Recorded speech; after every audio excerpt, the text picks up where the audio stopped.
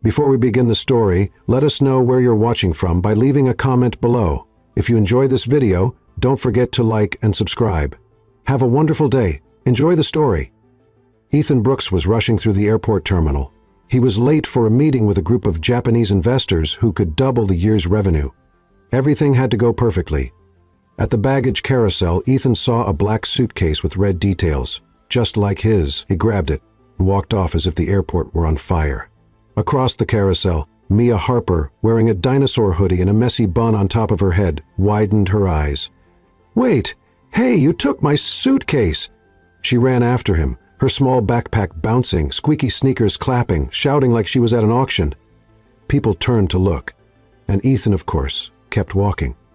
"Hey, suit guy, you!" "That's my bag." He stopped, turned around with a not-so-friendly look. The girl came toward him like a human missile. "This is my suitcase," Mia said, reaching for his arm, breathless. "No, it's mine." "No, it is mine," she snapped, pulling the suitcase. "Give it back." "Let go, miss. Please. I have a meeting in 15 minutes. I don't have time for—" he grumbled, pulling it back. That started a tug-of-war worthy of a championship match. One pulling this way, the other pulling that way. And then, zip, the zipper gave out. The suitcase popped open. It was as if a Victoria's Secret fashion show had exploded across the airport floor. Lacy underwear, floral bras, a pair of socks with Nicolas Cage's face on them. And, crowning the embarrassment, a neon pink vibrator slid all the way to the feet of an older gentleman sipping coffee at Starbucks. Silence. Then laughter. Lots of laughter. Mia froze for half a second, then dropped to her knees, scrambling to gather her intimate items as fast as she could. Ethan dropped down too, trying to help, but every piece he touched just made things worse. "Don't touch my flower panties," she yelled, slapping his hand away.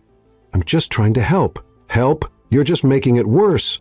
You're the one who kept pulling. You grabbed the wrong bag. You corporate banana." Click, click, someone took a photo. Click, click, someone started recording. "Oh yeah, this is definitely going on TikTok," a teenager nearby muttered. Ethan turned red. Mia turned purple. The vibrator kept glowing on the floor until a child reached for it, thinking it was a toy. The mom screamed. More chaos. "Great," Ethan said. "Now I'm famous because of your avocado print underwear, and I'm going to have to sue you for public trauma. I'm sending you the bill for my suit. There's glitter in my pockets." Mia stuffed everything back into the suitcase, slammed the zipper shut with fury, and stood up, outraged. "You should check the name tag before grabbing someone's bag, Mr. Big Shot. And you should keep that in a more discreet place," he said, subtly pointing at the item still half sticking out of the suitcase. She stared at him like she was about to explode. Then, with as much dignity as she could muster, she zipped it closed with a firm click and took a step back. "Good day to you too, Mr. Ice Cold." She turned and walked away, carrying the suitcase like a trophy of shame. Ethan looked at his watch. 10 minutes to the meeting. He huffed, turned around, went back to the carousel and found his real suitcase. Black with subtle gray stripes and a leather tag that read E. Brooks. He picked it up silently, but deep down, way deep down, he smiled. Hours later, Ethan stepped into the company elevator, breathing hard, hair messy, and his suit still showing traces of glitter. The meeting with the Japanese investors was about to begin. He straightened his collar, adjusted his tie, and took a deep breath. The doors opened with a smooth chime. A well-dressed receptionist guided him to a massive room with floor-to-ceiling glass windows, a conference table the size of a golf course, and sharply dressed executives with folders, laptops, and focused eyes. Perfect. Professional, cold, corporate. But then he saw her at the far end of the table, right next to Mr. Tanaka, the lead investor that morning. There she was, Mia Harper, with the same messy bun from the airport, now trying to blend in under a blazer 2 sizes too big and an "I'm not really here" expression. Her notebook sat crooked on the table, and a pink pen jittered nervously between her fingers. Ethan froze in the doorway. He stopped, then a second later stepped forward and said, louder than he meant to, "You've got to be kidding me. It's the crazy underwear girl with the vibrator again." Every head in the room turned to him. Mia squinted like it might be a mirage, but it wasn't. The corporate banana was really there, and he'd seen her. She shrank back in her chair. "Mr. Brooks," the interpreter said, trying to regain control. "Welcome. Mr. Tanaka's looking forward to your presentation." "Right, yes, thank you," Ethan replied with an awkward smile. Then he turned back to Mia and whispered sarcastically, "Let me guess, you're an expert in international business now?" She forced a smile. "I'm a temp secretary. Someone's got to write down the nonsense you say." "Perfect. Then write this down. Mr. Brooks lost his mind after seeing the underwear queen again. I'm the victim here, you suit-wearing lunatic. You're the one who scattered my lingerie all over the terminal. You're the one who yanked the suitcase like a construction crane, and now you show up here, trying to look professional. It's my job. Unlike you, who thinks CEO stands for clown at every opportunity. Nice wordplay. On a little plaque that says Employee of the Month for public embarrassment?" Mr. Tanaka frowned and asked the interpreter something, who hesitated, clearly uncomfortable, then translated. "Mr. Tanaka would like to know if you two know each other." "Know each other? That's putting it mildly," Ethan muttered as he sat down. "We once had a public fight over a suitcase full of intimate apparel." Mia pressed her lips together. "That vibrator wasn't part of the suitcase. It just happened to fall in." "Of course. Must have been in your pocket, huh?" She let out a deadly sigh. The silence in the room grew so thick you could cut it with a plastic spoon. The executives around the table pretended to shuffle documents while casting curious glances. One of the Japanese businessmen whispered something to his colleague. The interpreter wisely chose not to translate. Ethan pulled the folder in front of him and for the first time tried to focus. But he couldn't, because right there, at the most important meeting of the week, sat the woman who had shattered his image, his composure, and his ego. And now, like it was the most normal thing in the world, she was there taking notes with a shiny pink pen, blowing stray hairs from her face like she hadn't been the star of a viral scandal. "You should at least thank me," he whispered, eyes still on the charts. "Thank you for what?" "For making me famous. They're calling me Lacy Ethan in the comments." She held back a laugh, but the corner of her mouth twitched. "Serves you right. That's called karma." He smiled too, even if reluctantly. "It's called Mia, literally, and looks like I'll be stuck with you longer than I thought." She glanced sideways. "Maybe you'll get used to it. Or maybe I'll buy another suitcase with even more glitter." Ethan tried to hide his smile, but didn't quite manage it. The meeting went on. Spreadsheets were opened, graphs explained, reports presented. But between one projection and the next, there were lingering glances, hidden sighs, and one shared realization. 2 weeks had passed since the investors' meeting. Ethan thought he'd put it all behind him. The argument in the boardroom, the viral video, the girl in the dinosaur hoodie. Especially because after that meeting, Mia had vanished, disappeared like a dismissed notification. He threw himself back into work. Numbers, control, focus. But now and then, in the quiet of the office, he still heard her voice in his head, calling him corporate banana, and for some reason, he smiled. That evening, the Carter Group, his company, was hosting a gala at a modern art gallery downtown. It was a gathering of investors, partners, and prominent figures from the cultural scene. Ethan didn't care much about art, but as CEO, he had to show up. The receptionist announced, "The exhibit features emerging artists, all sponsored through our new creative grant program. You'll see some very original pieces." "Great, as long as none of them involve lingerie," he muttered. Adjusting his jacket, he had no idea what fate had in store. In the third gallery room, surrounded by paintings with bold titles like "Confusion in Blue" and "Silence of the Inner Pizza," Ethan stopped in front of a colorful, chaotic, vibrant panel signed in the lower right corner. Mia H. He raised an eyebrow, took a step closer, and before he could confirm if it was really her, he heard a familiar laugh. She was there, across the room, leaning against a side table, wearing a sleek white dress, no blazer, no dinosaur hoodie, but the same messy bun on top of her head, like an unintentional trademark. She was smiling, chatting with another artist, completely unaware he was watching. Ethan crossed his arms, stopped just a few steps away. Well, well, who would have guessed? The queen of avocado underwear also paints. Mia froze in place. "Oh no," she muttered, turning around. "You again? Don't you have another event to ruin?" "I should be asking you that. Is this stalking? 'Cause honestly, I'm starting to think you're just a simulation my subconscious created to drive me insane. Only if your subconscious is sponsored by my electric bill, because I'm here as a guest artist, thanks to your company, by the way. Wait, this is yours? He pointed to the explosively chaotic painting beside them. Yes. Title, Disaster Waiting to Happen. Funny enough, it also sums up my life ever since you showed up. Ethan smiled, surprised. Before he could respond, a hurried waiter rushed between them with a tray of glasses. And of course, because the universe loves to participate in this story, he stumbled slightly. A glass flew. The red wine traced a graceful arc through the air and landed all over Mia's white dress. She looked down, then looked up. Ethan stood there, mouth open, clearly torn between laughing, running, or offering his jacket as a universal apology. Of course, she said flatly. My brand new dress is now an abstract piece. Well, if it's any comfort, it looks better now. Kind of like Dinner Panic, limited edition. Go to hell, Brooks. Want me to buy you another one? With how much you owe me in public humiliation, you should buy me a whole wardrobe. A small group of guests watched from a distance. One older woman whispered, I just love these modern performances. So emotional. Ethan started to laugh. Mia, trying to keep her composure, gave in and laughed too. There they were, in the middle of a serious art exhibit, laughing about wine and dresses like the world had turned into their own personal sitcom. Come here, he said, pulling her to the side of the gallery. Are you okay? She looked at her stained dress. My pride is dead, but other than that, great evening. Honestly, I don't know what's worse, your suitcase or your luck.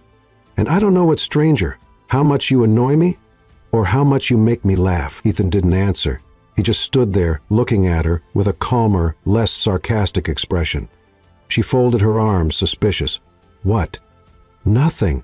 Just, you're more interesting than any chart I've seen all week. She rolled her eyes. If that's a disguised flirt, you're terrible at it. I know, but it's true. The two stood in silence for a few seconds. Then, at the same time, they both started laughing again. This has been the most embarrassing night of my life, Mia muttered, trying to dab at the wine with the gallery's cloth napkin as she walked down the front steps. And that's saying something, considering you once starred in the world's most shameful suitcase moment, Ethan added, walking beside her with his hands in his pockets. Thanks for the reminder. You're like a notification that never disappears, a charming notification. An annoyingly charming notification, which makes it worse. Mia pulled her coat tighter around her, trying to hide the massive red-stained shape like a map of the U.S. on her white dress. My Uber canceled again, she complained, checking her phone. Seriously, this app hates me. I can give you a ride? I think I've had enough humiliation for one night. Thanks, Mia. Ethan held out a hand like he was offering a peace treaty. I just don't want you getting arrested for committing fashion crimes in public. She stared at him for 3 seconds, then sighed. Fine, but no dumb comments, no cheap pickup lines, and drop me off at the door. No detours. Promise no flirting. I'm just an emotional emergency transport service. In the car, the silence was comfortable, the kind of silence people share after arguing too much at the very start of an unlikely relationship. Ethan drove with surprising calm. Mia looked out the window, but now and then she sneaked a glance at him. He seemed different. Or maybe it was just the lighting, or maybe the fact that he wasn't cracking any jokes about underwear or glitter. When the car stopped in front of a modest building, she unbuckled her seatbelt. Thanks for the ride. You're welcome. He looked forward, hesitating for a second. Mia, I wanted to ask you something. She frowned. If it's about the vibrator, I swear I'm getting out of the car right now. It's not, he laughed. It's something else. More professional, I think. Now I'm worried. Ethan turned to her. The creative director on my team saw your painting at the gallery. She loved it. Said your style is chaotically honest, whatever that means. Mia smiled.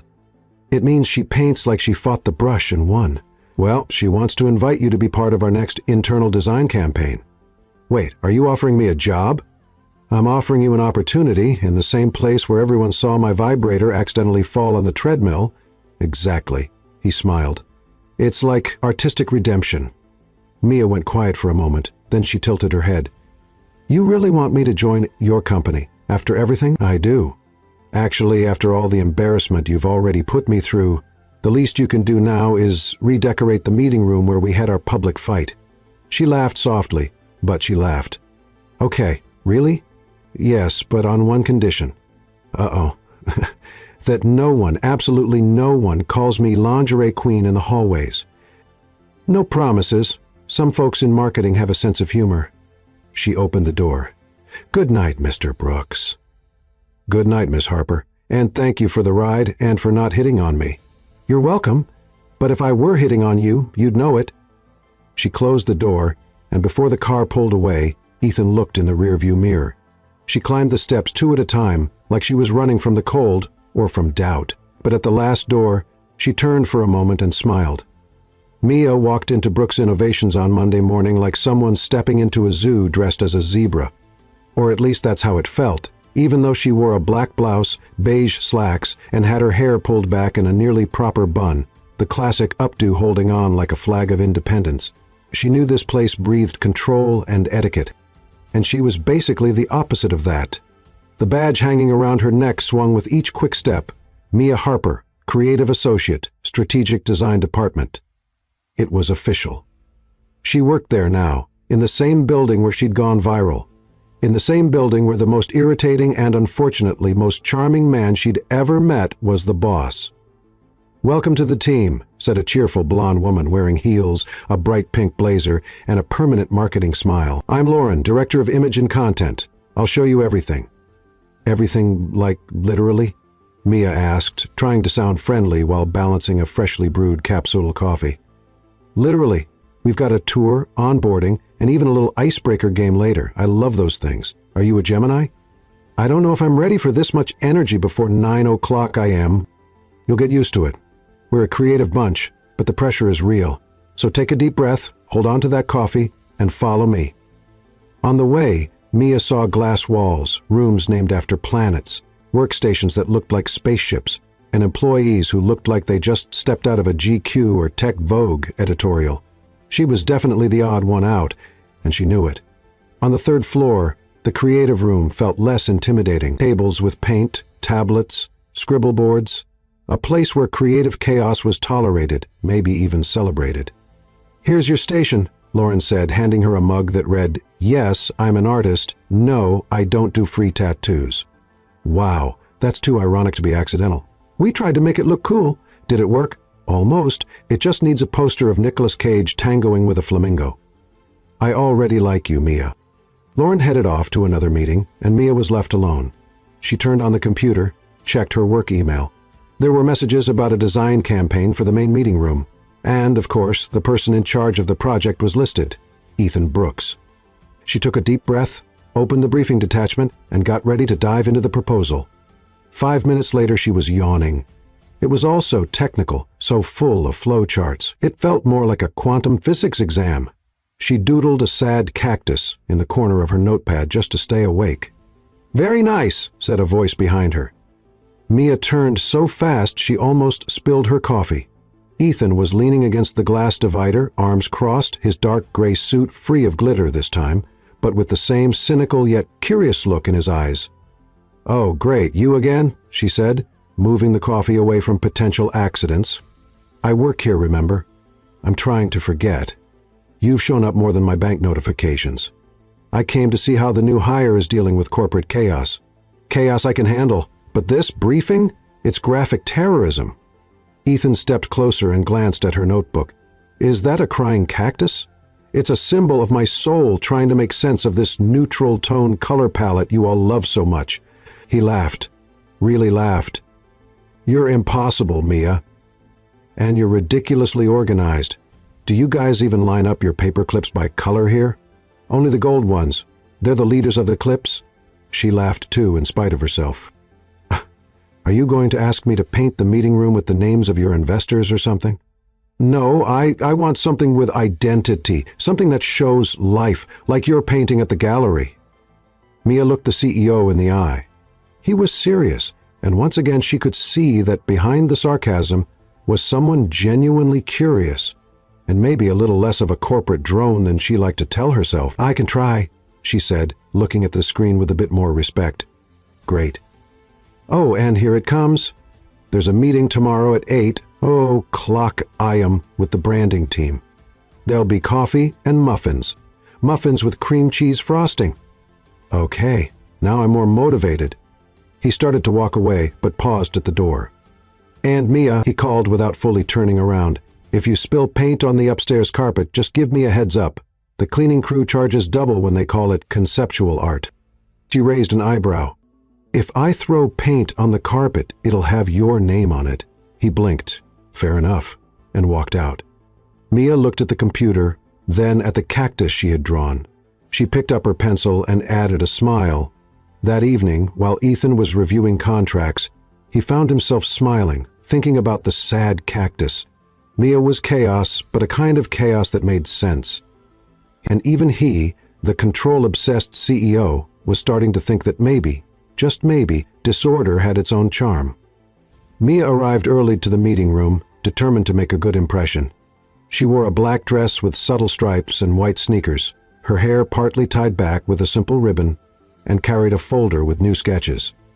For the first time since joining Brooks Innovations, she felt almost prepared, almost.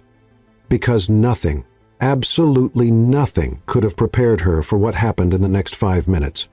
"Hi, you must be Mia, right? The Suitcase girl," said a bright, cheerful voice. Mia slowly turned around. Standing in the doorway was a woman in a perfect navy blazer, nude heels, wavy blonde hair, and magazine-level makeup.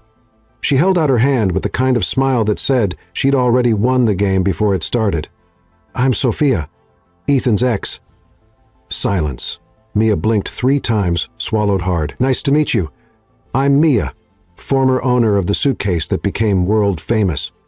Sophia laughed, like it was the most adorable thing anyone could say. "Oh, I saw the video. You were hilarious. That part when the vibrator rolled on the floor? Iconic." Mia smiled with the politeness of someone holding a coffee cup full of liquid dynamite. "Glad my embarrassment could provide some international entertainment." "Don't worry, everyone here talks about it fondly. You're kind of an in-house celebrity. By the way, did you know Ethan got really upset about the online comments? He wanted to sue half the internet." Mia raised an eyebrow.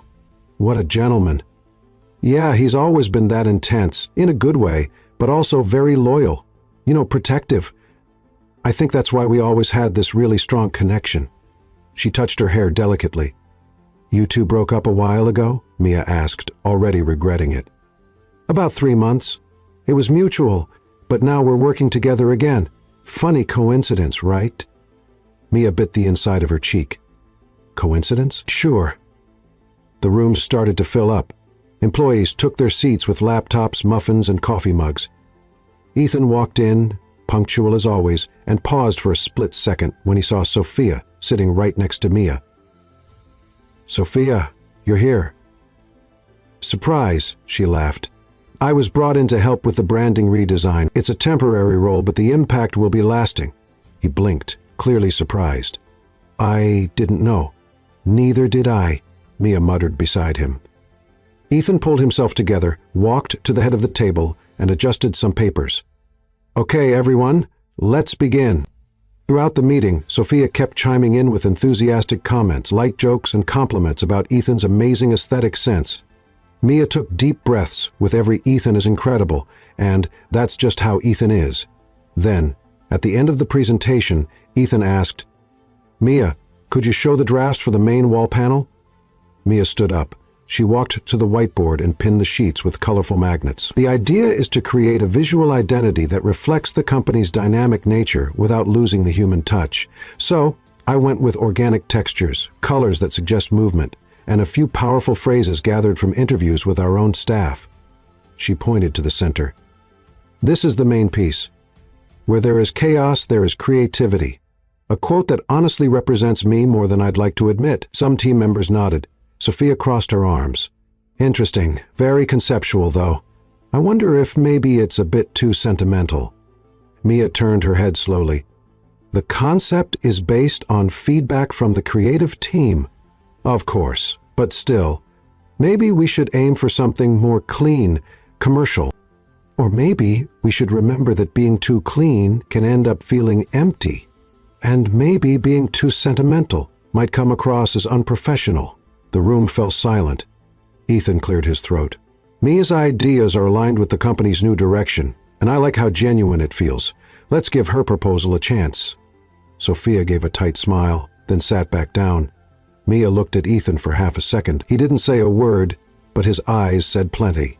After the meeting, Mia slipped into the break room to grab some coffee and breathe.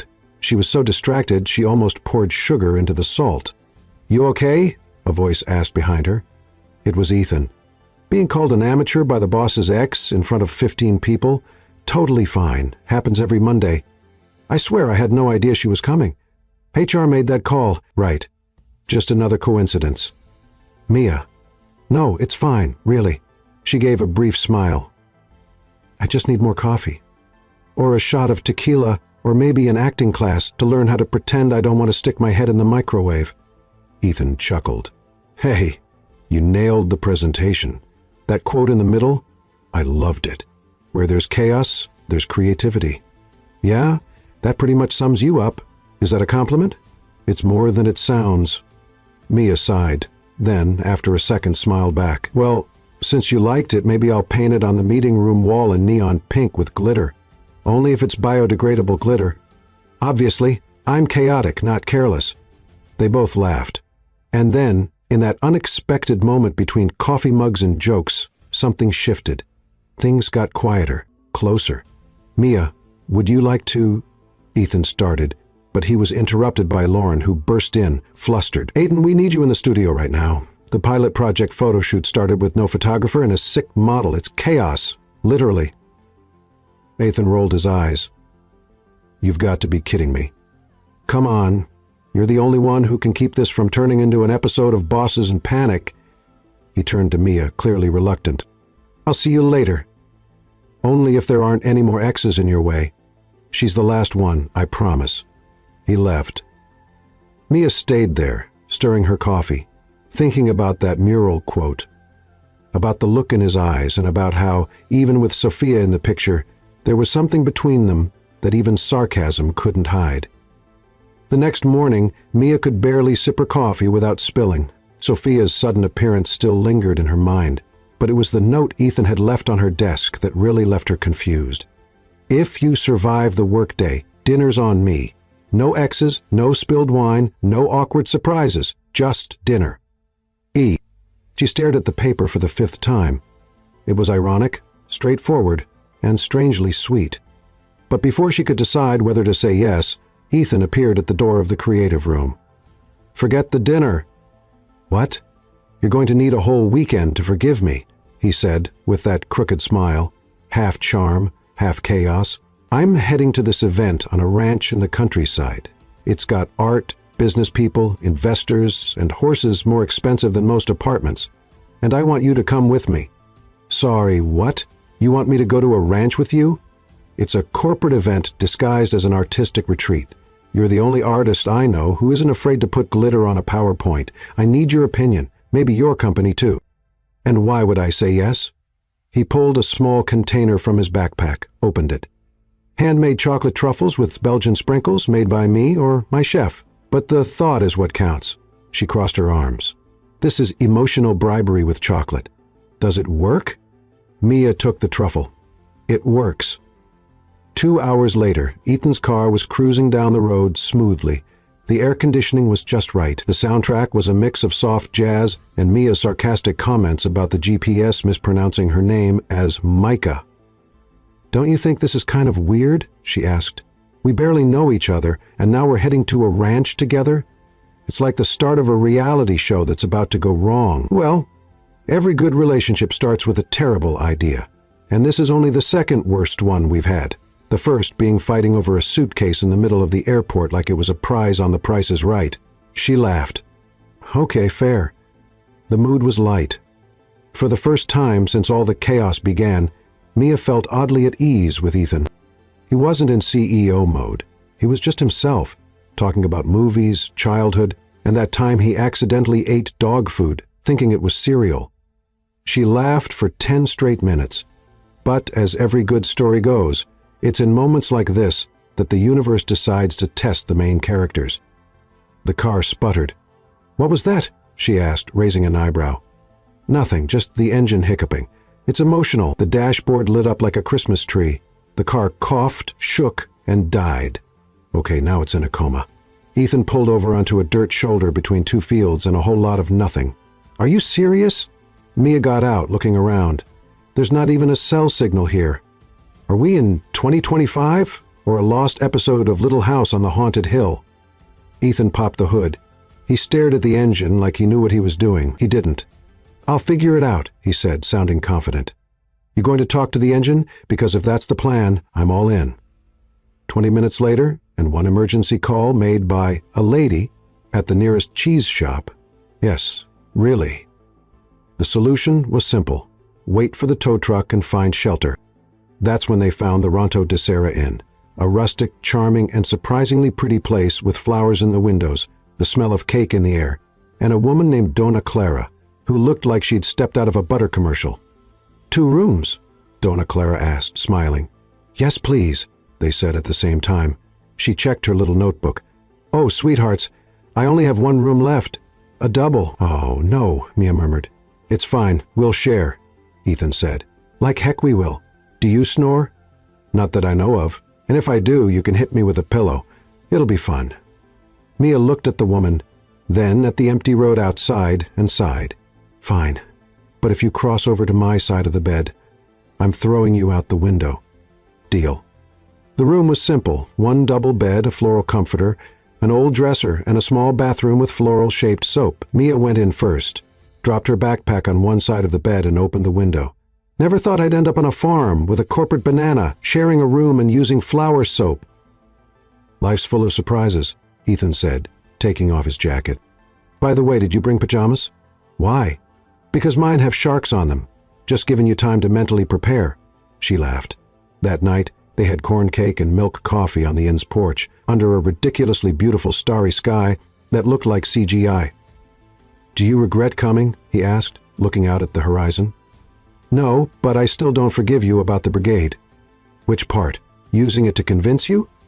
Or the Belgian sprinkles? Both. Then I'll have to level up. How about brownie with caramel sauce? She smiled and stayed quiet for a few seconds. Ethan, why did you really ask me to come?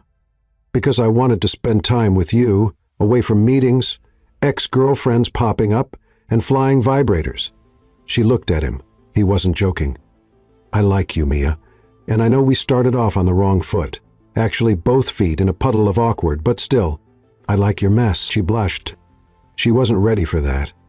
Is that the wine talking, or are you really being sweet? Both, but mostly just me. In bed that night, a pillow separated them, literally, but in the dark, hearing his breathing slow. Mia smiled to herself, because maybe, just maybe, the chaos was finally starting to make sense. Breakfast at the inn started off calm, almost civilized. Ethan was in a sweatshirt, barefoot, flipping pancakes like he worked at a farm hotel.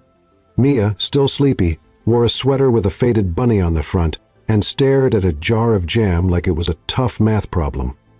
You do know no one here asked for pancakes, right? She said, resting her chin in her hand. I know. Cooking calms me down. And you sleep, with your knees digging into my back. That stresses me out. I told you I move around a lot in my sleep. Moving is one thing. Performing an advanced karate kata at 3:00 a.m. is another. Mia smiled. He placed a pancake on her plate, then one on his. Strawberry or brigadeiro? I don't trust you and your manipulative sweets anymore. Then brigadeiro it is. They sat there, eating in the inn's shared kitchen like normal people, like they weren't a CEO and an artist who started off hating each other over a suitcase full of underwear. But of course, peace never lasts long. The farm event started at exactly 10:00. It was a huge space, with barns turned into makeshift galleries, sculptures scattered across perfect lawns, tables with white linen cloths, waiters in straw hats, and wine glasses that cost more than Mia's rent. She tried to look discreet as she walked among the guests. This is all a bit too fancy, she murmured, adjusting her hair. You look great, Ethan said beside her, wearing a light gray blazer and an observant expression. Just try not to knock anything over. It happened once, just once, and now I'm known as the panel destroyer. You knocked over a BNA panel. That's quite the resume. Mia stuck out her tongue. Ethan laughed, but he was soon called over by one of his investors. She stood there alone, trying not to look out of place. That's when disaster struck. She brushed against a support board of a huge panel, a modernist piece worth tens of thousands of dollars, which of course was balanced on a wobbly easel. The wood creaked. The panel wobbled, and in slow motion, crashed to the stone floor with a loud thud. "No!" someone shouted. "Oh my God!" Mia covered her mouth. Not again. People gathered. A bald man with a silk scarf around his neck and the expression of someone who had just lost a child yelled, "That piece was insured for $80,000. 0 cents!" Mia was frozen until Ethan pushed through the crowd. "What happened?" She slowly raised her hand. "I touched it by accident. I didn't mean to. I thought it was a bench." "A bench, Mia?" "It was wooden, shaped like a bench. It looked comfortable." The artist looked at her like he was about to faint. "That wood came from a dismantled chapel in Brussels." "Oh, I didn't know Belgium made such dangerous furniture." The artist huffed and turned his back. Mia was about to cry, or run, or dig a hole and live in it. But before she could, an elegant older woman approached her, holding a glass of red wine. "Dear, are you all right?" "I don't know. Physically, yes. Mentally, I'm in ruins." "That's exactly what the piece represents," the woman said, pointing to the broken panel on the ground. "The collapse of structure, the impermanence of form, the inner chaos of emotion. It's sublime. I'm Eleanor Dubois, art critic for Artsy International. That was brilliant, authentic, raw. I'd love to interview you." Mia blinked. Ethan, beside her, stood with his mouth slightly open. "You're serious?" "Of course. I'm writing your name down. Mia, right?" "Mia H. That's right. Mia? H for havoc!" As the critic walked away, delighted by the mess, Ethan grabbed Mia's arm and pulled her aside, laughing. "Do you realize what just happened? I broke art and saved the event with charm. You knocked a board to the floor and ended up with an international review. That's like modern witchcraft. Add it to my resume. Panel destroyer and praise magnet." They laughed. They were alone now, behind the main building, overlooking the field. "You know," he began, "you surprise me all the time. Sometimes I don't even understand myself, and that's kind of charming." The mood shifted. It grew quiet, still. Ethan took a step closer, then another. Mia looked at him. The wind played with her hair. He raised his hand, touched a strand. "May I?" he asked. She didn't answer. She just stood there, breathing deeply. "Almost. Almost." But then, of course, an intern tripped and yelled, "Watch the wine!" seconds before a splash hit an investor's white suit. Mia, on impulse, ran with napkins and saved the day. Ethan stood there sighing. "Almost," he murmured. Later, sitting on the farmhouse porch with 2 glasses of juice and his shirt stained with grape, she said, "Today was intense. You broke a piece of art, cleaned an investor's suit with napkins, saved the networking event of the year, and you took my breath away for 5 seconds." She glanced sideways at him. "And you, corporate banana, were actually kind of helpful." "That's what I get for wiping wine off an investor. Helpful. And maybe a kiss. But not today. I've hit my chaos quota." Ethan laughed. "So, tomorrow?" She smiled. "Maybe tomorrow." The ride back from the farm was quiet, but not the awkward kind. It was a peaceful silence, as if the words had already been said through laughter, spilled wine, a nearly kiss, and artistic chaos. Mia looked out the window, her eyes following the trees as they passed. Ethan, driving, glanced at her now and then. There were still traces of paint on her hand, and he loved that. "Can I ask you something?" She broke the silence. "You're already asking. Have you always been like this? You know, so hard to read?" "Only when I don't want to be read." She looked at him. "And now do you?" Ethan thought for a moment. "I do, but I'm afraid of what you'll think when you finish the book." Mia gave a small smile. "If it's bad, I'll just scribble in a new dedication." When they got back to the city, they each went their separate ways, but the distance was only physical. They kept sending silly texts, memes, and little inside jokes born from crooked sculptures and wine mishaps. Then, 2 days later, a phone call changed everything. Mia got a call from Eleanor Dubois, the art critic who had seen her knock over a display and somehow save her reputation with charm and chaos. "Mia, darling, I've got a last-minute opening for an international exhibit in Florence. I need a fresh, bold name." "You're serious?" "Absolutely. 3 months, a paid studio, European mentors, top galleries. This is your chance to break through." Mia hung up in a daze. 3 months in Italy. 3 months away from overdue rent, her dinosaur sweatshirt, and the controlled chaos at Brooks Innovations. 3 months away from Ethan. That night, she found him on the company's rooftop. He was facing away, looking out over the skyline. "Did you know the sky over New York can look blue but still feel gray when you're unsure?" she said. "Is that poetry or a hint?" "Both." Ethan turned and leaned against the glass railing. "The critic called, didn't she?" "She did." "So, going to go paint the world?" "She wants me to go to Florence. 3 months." Ethan didn't answer. "It's a huge opportunity for me," she continued, "but I also have this job now, and I have you, and all of this. Don't put me on the scale with Florence, Mia. I'm just an airport accident." She took a deep breath. "You're not just that. Then what am I?" Mia walked closer. Close. Really close. "You're the first person who's really seen me in a long time, and that scares me more than flying across the world." The wind picked up, but neither of them moved. "I should be telling you to go," he said, voice rough, "because I know you deserve this. But if I'm being completely honest," he raised a hand and touched her face, "I don't want you to go." She didn't answer with words. She just leaned in slowly, like she was afraid to ruin it. Ethan didn't wait any longer. He kissed her. It started soft, like they were testing what this was, but it quickly turned into something inevitable, intense, filled with everything they hadn't said.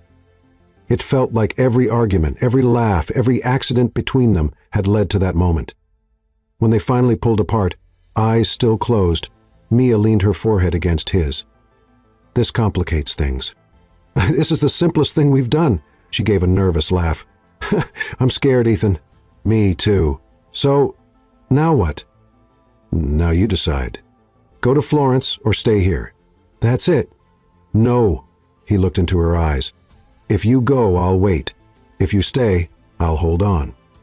She didn't say a word. Her heart was pounding like a runaway drum. The New York sky stayed gray, but for the first time it seemed to shine just a little differently. Her bag was packed, her ticket printed, her heart torn in two.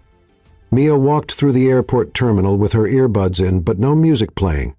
Every step echoed like a warning that everything was about to change. 3 months, Florence, art, recognition, and Ethan left behind. She reread his last few messages as she waited at the gate. "Ethan, you're a wildfire I never saw coming. Go shine, but come back. Mia, wait for me, and don't forget me, not even for a second. Forgetting you would be like forgetting how to breathe." She sighed. Boarding began. In the window seat on Flight 2345 to Florence, she looked out at the sky and wished more than anything that she was making the right choice. Back in New York, Ethan couldn't focus on anything. Meetings felt too long. Charts didn't matter. Time without Mia had slowed. Or maybe he just noticed the silence more. He missed her even in the quiet. And he didn't know how long he could pretend everything was fine. The morning after Mia's flight, Ethan got a call from Mr. Tanaka. "Mr. Brooks, we have a situation." "A situation?" "A Japanese investor saw the video of Miss Mia at the exhibit. He says he wants an art program led by her at our Kyoto branch." Ethan choked on his coffee. "Sorry, what?" "He wants her in Kyoto, leading our brand's culture and innovation initiative. They're willing to fund the entire program, but it's non-negotiable. Either she accepts or there's no deal." Ethan stood up, pacing the room. She just flew to Florence. Then perhaps it's time to bring her back, or at least offer her the real choice. In Italy, Mia was discovering a whole new world. The studio they offered her was filled with light from tall windows, old easels, and the scent of fresh paint. The mentor spoke with thick accents, and the coffee tasted like liquid poetry. She felt alive, finally seen as an artist. But every time her brush touched the canvas, Ethan would come to mind. In the 3rd week, she began a series called Imperfect. It was about unlikely meetings, mixed up baggage, and how chaos can sometimes be the beginning of something beautiful. Each painting was really about him. At the end of the month, while sketching in the fading evening light, she got a call. "Mia." "Yes. Who's calling?" "Tanaka Group. We'd like to invite you to lead an art and innovation program at our Kyoto headquarters." Mia sat down, trying to take it in. Is this real?" "Yes. But we'll need your answer soon. We have a decision deadline this Friday. Oh, and by the way, the invitation came from a personal recommendation by Mr. Ethan Brooks." She was silent. Her heart was racing. Ethan was still behind the scenes. He hadn't given up on her, and somehow he was opening more doors than she ever imagined. But now she had to choose, stay and finish the program she loved, or begin something even bigger, knowing he was the one who made it possible. Across the ocean, Ethan felt the emptiness growing. He started writing a letter, one he might never send, but he had to put it into words. "Mia, if you're reading this, it's because some part of you still carries me in the coat pocket where you keep coins and hidden memories. I know you love this life. If I were you, I would too. But if by any chance you're tired or looking for something more, something new, something ours, the door here is still open. The company too, and my heart, well, I don't even have to say it. With love and more longing than I can handle, Ethan." He printed it, folded it, slipped it into an envelope, and waited. Waited for her to feel the same. That night, Mia walked through the narrow streets of Florence, holding the envelope she'd just received. There was no return address, but she knew the handwriting. It was him. She read the letter 3 times and cried each time. Go back. Go to Japan. Stay. What was right? What was real? The next morning, she went to the program coordinator, asked for early leave, citing an offer she couldn't refuse. That same afternoon, she boarded a flight to New York, not to say yes, but to say everything she needed to say. Ethan was at a conference when his phone wouldn't stop buzzing. Messages, calls, alerts. He ignored them all until, during a break, one of his assistants said, "Mr. Brooks, there's someone waiting for you on the rooftop." He went up slowly, and there she was, hair loose, an olive green coat, and that same look in her eyes, the kind of look people have after making a hard decision. "Nia, you sent a letter. You read it 3 times. Silence. The wind blew. She walked toward him, handed him an envelope. My answer. Ethan opened it, a blank sheet of paper. He looked at her, puzzled. It means I want to start from scratch with you. No script, no frame, just us. He pulled her close, closer, and right there on the rooftop where they'd said goodbye weeks earlier, they kissed. But this time, no interruptions, no accidents. No, almost, it was real. It was love. The new creative department at Brooks Innovations was born in record time, thanks to Mia. With her artistic vision and bold style, she reshaped the department that had barely gotten any attention. She launched cultural projects tied to tech, installed interactive art in the company's main hall, and one Monday morning she made the executives attend a watercolor workshop. Art isn't just beautiful, it's strategic, she said, holding a brush with paint on her fingers. When we stopped trying to control everything, the best ideas come out. Ethan, across the room, pretended to hate it all, but deep down he was amazed. Mia shook things up, questioned the reports, rewrote the rules, and he, the master of control, was starting to enjoy the chaos, until the past came knocking, in the form of Marcus Vane, Ethan's former business partner, the kind of man who could turn a room into a boxing ring just by smiling. He walked into the company headquarters in a perfectly tailored suit, carrying a leather briefcase and the year's most toxic news. I'm buying 22% of the company's shares. You can't be serious, Ethan said. Oh, I am, and I brought gifts. Vane pulled out a dossier with photos, reports, video screenshots. Here's the public image of Brooks, a secretary with a vibrator in her bag, a CEO involved with an employee, and an art exhibit where wine flies over shareholders. Beautiful image, poetic, but terrible for business. Mia walked into the room at that very moment. She stopped at the doorway, listening to everything. Ethan slowly closed the file. What do you want, Marcus? A seat on the board and a promise that the company will return to what it once was, clean, efficient, profitable, no messy artists, no airport muse. Mia stepped forward. I can leave the company if that's what it takes to save what you've built. Ethan stood up. No, absolutely not. You may not have a choice. Vane smiled. Most of the investors have already approved my return. The final vote is in 2 days. Out on the terrace, the same view as weeks ago, but now silence. Ethan stared at the city. Mia watched him. The cold wind made her hair dance. "I don't want to be the reason you fall," she said. "And I don't want to live in a world where you're not here." She gave a sad smile. "Maybe we need some time until everything settles." "Mia." She gently placed her hand on his face. "Shh.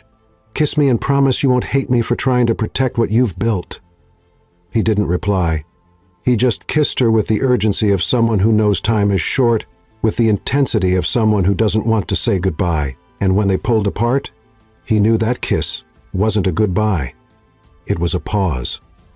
2 days later, the vote took place. Ethan, standing before the board, defended Mia with every word he could find. He showed the numbers, the creative growth, the cultural impact, but the numbers were still young and Vane knew how to play the game. The final result was close. Marcus Vane was back with the power to fire and a promise Mia would be out by the end of the week. That night, Ethan went to her makeshift studio. It was empty, except for a blank canvas and a note. "I know you fought. Now it's my turn to fight from here. If I'm just a distraction, then you need to find your focus again. But if I'm part of your vision, wait for me. I'll find a way. M." He sat there on the floor next to the blank canvas, not knowing if what he felt was anger, longing, or pride. Mia left the company, but she didn't disappear.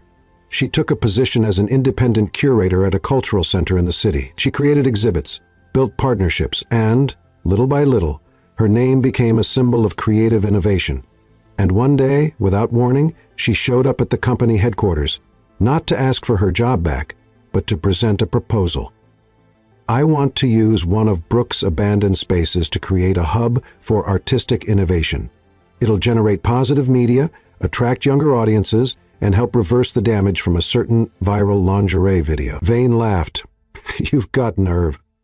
"I do, and you've got a PR problem. Do we have a deal?" Surprisingly, he agreed, but with one condition. She couldn't have any direct involvement with Ethan, and she accepted, for now. At the opening of the new space, the press showed up. Numbers soared, and Mia's name was once again linked to Brooks, not as a scandal, but as a success. Ethan watched from afar, proud, silent. She was still the chaos in his order, and he was the structure in his freedom, but they were still apart, until something happened. Night had fallen over New York with an odd stillness, the kind of silence that comes just before a storm. Ethan Brooks was finishing reports at the Brooks Innovations headquarters when his phone buzzed. An anonymous message. "Check contract 384Z in the external projects folder. Vane isn't who he seems. X." Ethan frowned. It was late. He was tired, but the contract number caught his attention. It wasn't just any project. It was one Vane had personally introduced, a discreet deal with European investors. Ethan hadn't had direct access, just approved it formally. Trusting the new partner, he got up from his chair and went to the company's digital files. After a few clicks, he found the folder. Contract 308D4Z was there, and with it, 2 hidden encrypted attachments. Ethan knew how to decrypt. 3 coffees, 2 system crashes, and 1 shout of, "Come on, seriously!" Later, the files opened. He froze. Emails between Vane and a shell company. Embezzlement. Transfers to a Cayman Islands account. Fake documents with Mia's digital signature. Ethan's blood ran cold. This is serious. This is criminal. This is a setup. The next morning, Ethan went straight to the cultural center where Mia worked. She was in a room with children, guiding them through a mural made of collage and recycled paper. She wore a denim jumpsuit, barefoot, fully focused. He hated interrupting scenes like that, but there was no time. "Mia!" he said. She turned slowly. Her expression changed the moment she saw his face. "Ethan, I need to talk to you now." Minutes later, they were alone in the ceramics room. The air was filled with the smell of damp clay and fresh paint. "Someone's trying to set you up," he said, getting straight to the point. "They used your signature on a fake company contract." Mia went pale. "What do you mean?" "Vane created a fake project, laundered money through it, and he listed you as a co-author. If this gets out, you could end up in jail, and the company could fall apart." She gripped the work table, took a deep breath. "This is serious. Do you have proof?" "I've got everything. But if we go straight to the police, he might cover his tracks. We need to be smart. What do you want to do? Ethan hesitated. Set up an internal operation, just the two of us, like old times. But this time, for real. She crossed her arms. You still trust me after everything? I don't just trust you. I need you. Because if there's one person who can see beyond the obvious, it's you. She smiled briefly. Okay, let's take down the corporate villain again. The next few days were a whirlwind. Ethan dug into internal records. Mia teamed up with a hacker friend to trace Vane's transactions. They met at night, in the company's old abandoned studio, took turns sleeping, ate cold pizza, laughed at old memes to lighten the mood. It felt like a nerdy, desperate version of Bonnie and Clyde. But the real danger was still ahead. Early Friday morning, Mia's hacker brought the final piece of evidence. Vane is trying to sell part of the company to a competing multinational illegally. The paperwork's already prepped. He's trying to destroy Brooks from the inside and make a profit, Ethan said, stunned. Mia looked at him. If we take this to the board tomorrow, everything changes, or we lose everything. But together. Always together. They looked at each other, and in that moment they weren't just partners in a scheme. They were partners in life. Ethan stepped forward, so did she. No words, just certainty. They kissed. And this time, the world could have fallen apart around them. They wouldn't have noticed. The next morning, an emergency board meeting was called. Everyone was there, even Vane in his $3,000 0-cent suit and smug look, ready for victory. Ethan stood up, handed out printed copies to the board, explained every move, pointed to the accounts, the forged documents. Then he played a video, a recorded conversation between Vane and his accomplice. Clear, undeniable. Vane tried to object, but it was too late. The vote was unanimous.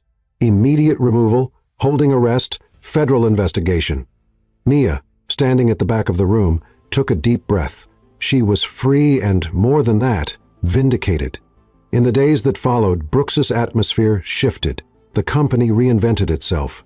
Investors came back, its reputation was restored, and in the middle of it all, their love grew.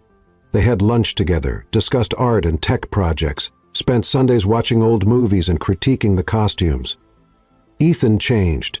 He became lighter. Mia changed. She became more confident. And then came the final surprise.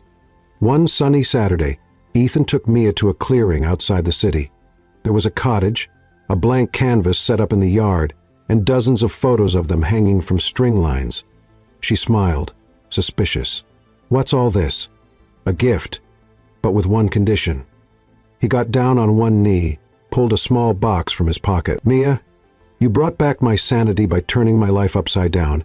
You made me laugh on the worst days, and you showed me that love can begin with a luggage mix-up at the airport. Mia, will you be the official artist of my life? My permanent partner, my wife? Mia laughed through tears. Only if the wedding cake has glitter. Done. Then, yes. They kissed again, and this time it was forever. The invitation said it all. Mia and Ethan invite you to the most unlikely, unpredictable, and incredibly romantic wedding of the year. Date, Saturday, a countryside farm. Dress code, casual, chic, or artist-inspired. Yes, even dinosaur sweatshirts are welcome. It was perfectly them. The sun shone over the green fields where it all began. The same place where the car broke down, where they accidentally shared a room, where the first almost kiss hung in the air, now decorated with string lights, art panels made by Mia, and a hay-covered aisle draped in white fabric. It was ready for the biggest moment of their lives. Mia looked out at the setup from the window of the farmhouse, wearing a robe embroidered with chaotic bride on the back. Her dress, hanging behind her, was anything but traditional. A mix of tulle, lace, and glitter. Lots of glitter. You're going to outshine the decorations, girl, said Emma, her maid of honor and former co-worker from the cultural center. That's the plan, Mia replied, smiling nervously. Either shine or faint. Let's see which one comes first. Are you scared? Mia sighed. No, it just feels too good to be true. You know, you deserve good things, Mia. And so does he. You two found each other in the middle of chaos and turned it into poetry. Poetry with flying underwear. Both of them burst out laughing. On the other side of the farm, Ethan was adjusting his tie in front of an old mirror. Beside him stood Noah, his best friend, and now best man, watching with a half-amused expression. "Man, you pitched to billionaire investors, closed deals with tough Japanese negotiators, even faced off with Vane in a war room, and you're sweating over a yes? It's not the yes, it's what comes after. It's forever. Relax. If you survived that luggage show at the airport, you can handle anything." Ethan chuckled. "I love that woman, Noah. She turned my world upside down, and I've never been more sure of anything." "Then let's go." "Time to say that with a kiss," Noah said, patting him on the back. Guests had started arriving. There were people in suits and ties and others in colorful outfits. Some wore formal attire, others had on crochet dresses and oversized sunglasses. One older woman wore a blouse with a vibrator print. An older gentleman wore a t-shirt that read, "I saw the Suitcase fight. I was Team Mia." The straw chairs were arranged in a semicircle. A string quartet rehearsed quietly, blending Beethoven with instrumental pop songs. And then the unexpected happened. It rained. Yes, right in the middle of a clear sky and cheerful forecasts, one sneaky cloud made its appearance. The first drops came gently. Within seconds, it turned into a downpour. "No!" Mia shouted from the window, watching the flower arrangement sway in the wind. "Let's move to the barn," someone yelled. The event team sprang into action. Guests got up, some laughing, others desperately shielding their hairstyles. Ethan, standing at the makeshift altar, simply opened his arms and looked up at the sky. "Of course this would happen," he said with a smile. Half an hour later, everyone was inside the renovated barn. The lights were on, hay bales turned into last-minute seats, and the altar was rebuilt with floral curtains and Mia's paintings in the background. Ethan stood in the center, shoes a little muddy and hair slightly damp. Still, he looked like the happiest man in the world. The music began, an instrumental version of "Can't Help Falling in Love." And then she walked in. Mia walked beside her mother, holding a bouquet made of dried flowers and paintbrushes. Her dress sparkled, her smile was shy, and her eyes said everything. She stopped in front of Ethan. "Thought you were going to be late," he whispered. "I'm the bride. I had to be late so you'd wait for me." The officiant smiled. "We are gathered here today," but no one really heard the rest of the sentence, because the looks, the memories, the feelings, they were all there, in the silence between the two of them. The most important moment wasn't the speech, it was what they felt. When it was time for vows, Mia spoke first. "I promise to keep knocking things over and messing up schedules and reminding you that life without art is just a pretty routine. I promise I'll laugh at your spreadsheets and sneak glitter into your pockets when you least expect it. I promise to be me, but with you." Ethan took a deep breath. "I promise to stop trying to control the world and let you surprise me every day. I promise to protect you from criticism, from doubts, and from any surprise vibrators. I promise to be your ground while you fly." They both laughed. The officiant held back a laugh too. "By the power vested in me, I now pronounce you husband and wife. You may kiss." They kissed, and this time it was for good. The party was a whole event of its own. Mia had set up a dance floor with colorful projections.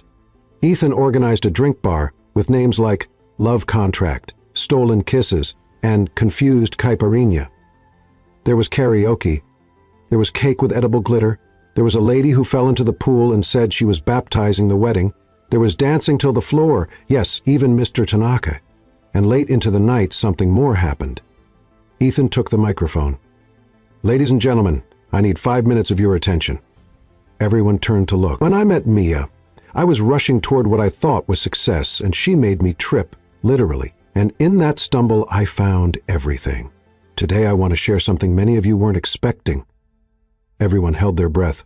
Starting next month, I'm stepping down as CEO of Brooks Innovations. Some guests exchanged surprised looks. Because I'm starting a new company, a blend of art and business, and its name will be Brooks and Mia. Applause erupted. Mia was crying and laughing at the same time. He reached out his hand. "All we need is one more partner and someone I love who's crazy enough to join me." She stepped onto the stage and kissed him hard. "Wherever you go, I'll go, but on one condition." "What's that?" "No more wrong suitcases, ever again." They laughed and kissed again. Mia and Ethan's life after marriage was anything but traditional. There was more glitter than self-help books, more spilled coffee than candlelit dinners, and a weekly schedule filled with artist meetings and brainstorming sessions in bed with popcorn and chocolate fudge. But there was love. So much love. And one ordinary morning, with the sound of the coffee maker in the background and Mia rummaging through the fridge looking for something sour with chocolate, everything changed. "Ethan," she called from the kitchen. "Huh? This is weird. What is?" "I'm craving pickles with sweetened condensed milk."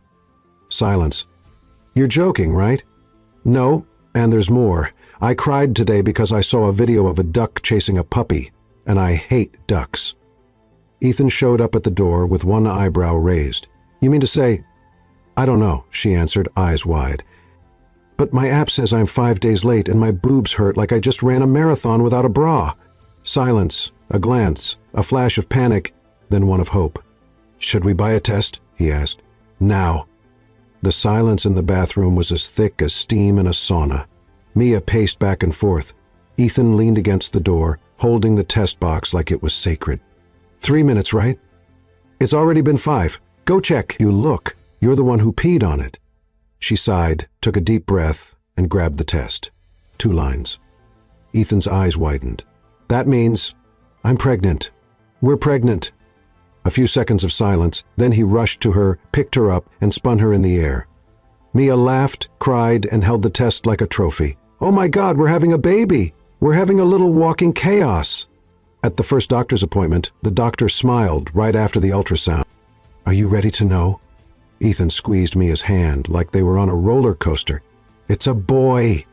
Mia looked at the screen, then at her husband. The sound of the baby's heartbeat filled the room. "A boy," she repeated, teary-eyed. "A little boy. A mini Ethan with messy hair and a flair for drama," he added. "A baby with an artist's soul and a CEO's calendar. Dangerous." They laughed and left the appointment arm in arm, already debating names. Nothing too uncommon, but nothing that sounds like a perfume either. Agreed. And nothing that rhymes with panties. That's important. The baby shower couldn't be normal. Not with them. The theme: Mission Impossible, diapers and love. All the guests wore black with dark sunglasses. The decor was a mix of Hollywood and baby gear. There was a gourmet chocolate truffle station, another with mini diapers filled with candy, and a game called Guess If It's a Diaper or a Wrap Chocolate. When it was time for the name reveal, a drone flew down from the ceiling carrying a banner. "Welcome to the world, Liam Brooks." "Sounds kind of like a movie director's name," Mia said. "Perfect," Ethan replied. "He'll direct the wildest story of our lives." In the weeks that followed, they dove into baby shopping. "This crib looks like a NASA capsule. This one has Bluetooth." "Why would a crib need Bluetooth, Ethan?" "So the baby can listen to classical music and develop his right brain." "What if he prefers rock?" "Then I'm buying earplugs for myself." They'd picked out constellation wallpaper, a nursing chair Ethan assembled upside down and nearly broke, and a mobile of planets that sprinkled glitter everywhere. Mia's fault. The nursery soon turned into a dreamland. Soft colors, children's books, and a small blank canvas where Mia had already started painting Liam's first artwork. Her belly grew, and so did their love. Mia talked to Liam every day, telling stories, asking questions, and laughing to herself when he kicked. Ethan read books out loud, played different songs, and got emotional every time he heard the baby's heartbeat at the ultrasound. There were funny moments, like when Mia got stuck in an inflatable chair and needed 2 neighbors and a dog to help her out, or when Ethan knocked over an entire shelf of diapers at the pharmacy trying to reach a jar of vitamins. But there were intense moments too, like the night Mia didn't feel the baby move for a few hours, and they rushed to the hospital. Everything turned out fine, but from then on they cherished every little thing even more. And on a quiet afternoon, after a day of planning for the future launch of Brooks and Mia Kids, Mia stopped at the nursery doorway. Ethan was inside, straightening a picture frame on the wall. "Is it crooked?" he asked. She didn't answer. She just walked in, got closer, and hugged him from behind. "What is it?" he smiled. "We're going to be good parents, right?" "We already are. We're just waiting for Liam to confirm it. What if we mess up?" "We will mess up, but we're going to love him so much he'll forgive us before he even learns how to speak." She teared up gently with a smile, and he kissed her forehead. "Do you know how beautiful you are with that baby bump? You're only saying that because you can't see my feet. I don't need to. I already love every inch of the mother of my child." Night fell with a rare kind of peace.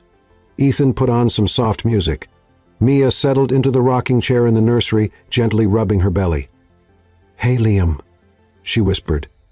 "It's Mommy. The world out there is a bit crazy, okay? But in here with Daddy and me, it's all love." Ethan knelt down and rested his ear on her belly. "Son, just so you know, we're not exactly normal, but we're going to love you in a way no one else ever could." The baby kicked. They both laughed and looked at each other. "I think he got the message," Mia said. "Or he's asking for quiet. We talk too much. Then he definitely takes after you." They laughed again, and there in the soft, starlit glow of the little blue nursery, the future felt as certain as the kicks coming from within. Liam hadn't been born yet, but he was already, without a doubt, the main character in Mia and Ethan's next big adventure, and chaos had never felt so sweet.